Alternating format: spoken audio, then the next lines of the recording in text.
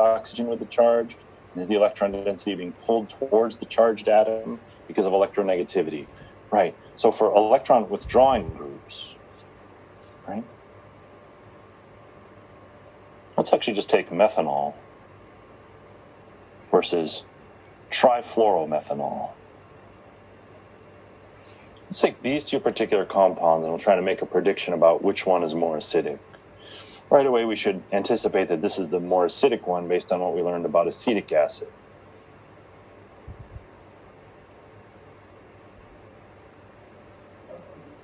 This is the conjugate base.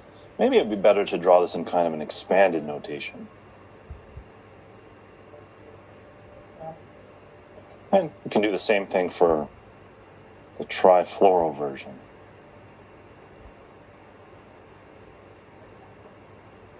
So the comparison we're making between is these two. Sorry about that.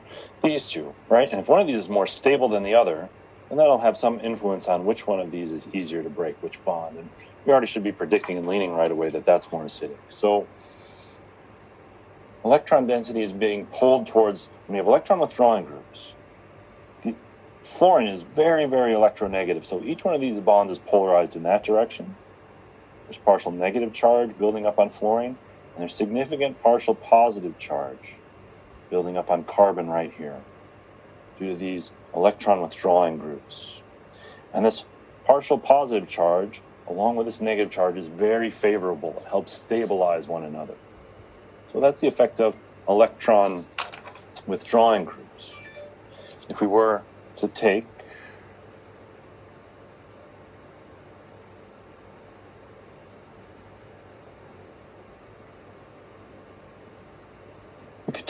T-butyl alcohol, right? And you can see what I'm doing here.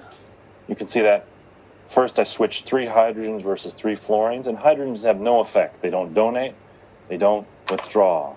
They basically have no beneficial, no detrimental effect on stabilizing this negative charge. If you put fluorine here, or chlorine, or bromine, or maybe oxygen or other electronegative atoms, they put plus charge here and help stabilize this.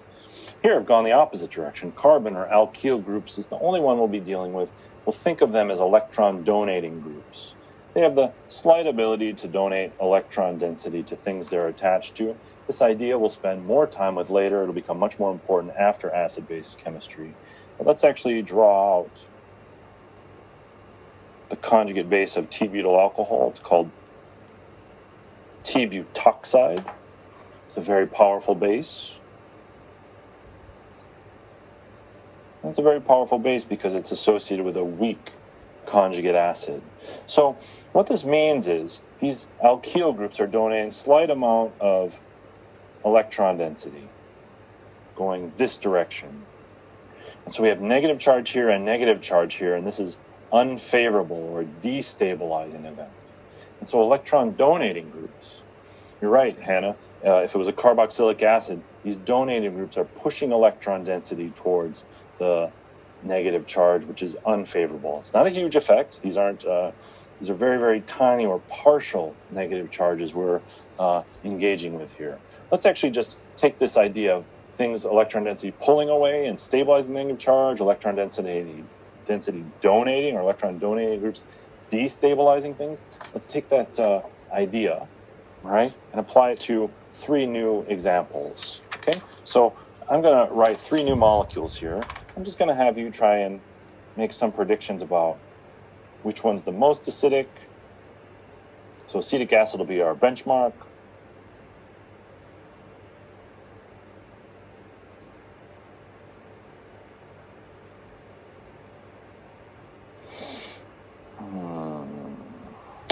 Let's take CH2, OH. So what we're doing here is we're replacing a hydrogen with an alcohol group. And then let's take another molecule.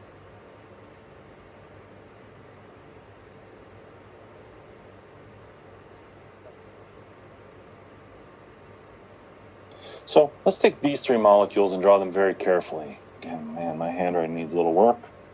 If I had some nice big fat markers on a whiteboard, I could hide all my handwriting sins from you very deftly. But acetic acid is our kind of benchmark, 4.75. And let's think about this. Is this molecule more acidic than this one? Where does this one play a role in these three? How would we rank these three? Perhaps maybe this is A, B, and C. Which do you think would be the most acidic, least acidic, middle acidic?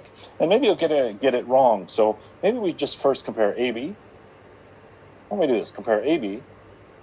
Make some prediction about what the effect of swapping out a hydrogen for an alcohol is. And then compare BC. We put this alcohol in, and one of the two hydrogens here has been flopped for a methyl group. So why don't you first rank AB, then rank BC, okay? Just in your mind. Now, hopefully at this point, you don't have to draw the conjugate bases, but if we drew the conjugate bases, we could. We know that electron withdrawing groups or electronegative atoms stabilize conjugate bases and make things more acidic, and electron donating groups have the opposite effect. So we could draw the conjugate bases, but why don't we just skip with that particular activity now and just anticipate which groups are withdrawing, which groups are donating. Alcohol, or oxygen, when compared to carbon, is more electronegative, and so it makes a polar bond and puts plus charge here. And we have that same group here. So that's putting a little bit of plus charge here. So these two are the same, and that's different than what's here. So if we were comparing these two, we should definitely anticipate that this would be more acidic. And it actually is. This is called glycolic acid. Its pK is 3.83. So it's about 10 times more acidic than acetic acid. And you can think of this as the same examples we were just doing where chlorine was here, fluorine was here. We put an electronegative atom adjacent to the reactive center, the acid, or where it becomes its conjugate base, and this ends up stabilizing it. Imagine if negative charge was building up on this group. This alcohol group is putting plus charge here to help stabilize it. Okay, so hopefully you anticipated that this was more acidic than this. If not, it's okay. Just think about this. What's the effect of putting electron donating here? So here, we actually have that same effect. So if we compare these two, what I've decided to do is be sneaky here and sneak a methyl group in. Okay? And it turns out that this has a very small effect, but this is adding a little bit of electron density here, and this is 3.85. These two are very, very close in acidity. Again, I would never ask you to guess these numbers, anything like that. You don't need to memorize these particular numbers, not important. But I did ask you to compare these two particular carboxylic acids, and I don't really feel like taking a poll on this in Zoom with all the technology problems with Beachboard, but maybe next week I'll do some, or maybe next class I'll do some polling. Maybe we can actually see where, if you guys are asleep or really passed out on the couch or really paying attention to what we're doing. But my hope is that if comparing these two, you could identify this as electron donating group, right? And that would then, have a detrimental effect on the acidity of this. The acidity would go up. It's therefore less stable. These inductive effects drop off with distance. If we have electron withdrawing groups, again, let's just take fluoroacetic acid.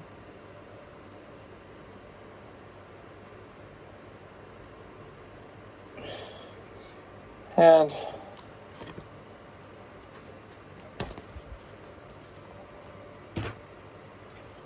some acid like this, where the fluorine group is far away. Distance has a significant effect on this. Well, this example isn't exactly fair. Maybe I should just make another one right below it.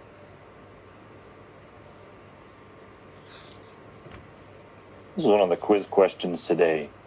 Between these two pairs, which one does fluorine have a more active influence on the acidity, right? Where fluorine is close or where it's far away? This one is definitely the more acidic of the two because this partial positive charge is being felt and placed right on this atom, which is going to be right nearby. But putting partial positive charge on this atom out here, it's simply through all these bonds, all the electrons in here, this negative charge that builds up on the conjugate base really can't be stabilized so far away. So by putting the electron donating groups close by, having very electronegative atoms, we can have an influence here. This definitely has some influence here, but it's very, very small. So again, this kind of wraps up what we want to say about induction or inductive effects. And I'm just going to move on to our last effect that we're incorporating, and hopefully this helped build off the last comments and the questions we had. The final three pKs that I want us to put to memory are in a series where we actually compare alkyl group to alkene to alkyne or terminal alkyne, where we have a bond here. And the bonds we're comparing are this carbon-hydrogen bond, this carbon-hydrogen bond, and this carbon-hydrogen bond. And in our pre-lecture video, I gave the rationale and the deep understanding for why these increase in acidity from left to right, 48, 44, and 25. And these are numbers that I would like you to put to memory. Methane was in our last lecture. These will be the last two I'd really like you to put to some sort of meaningful memory, right? Knowing that alkyne is more acidic than alkene, and that's more acidic than alkane. And the reasoning does definitely have to do with the stabilization of the corresponding conjugate bases. The conjugate base for methane looks like this. The conjugate base for ethylene looks like this. And the conjugate base for acetylene looks like this. And since this is the easiest bond to break, we know out of this series that this would be the most stable. This is the strongest acid, the weakest base. This is the very, very, very weak, terribly weak acid. This is a very, very powerful base. So strong acid, weak base, weak acid, strong base. We have strong acids.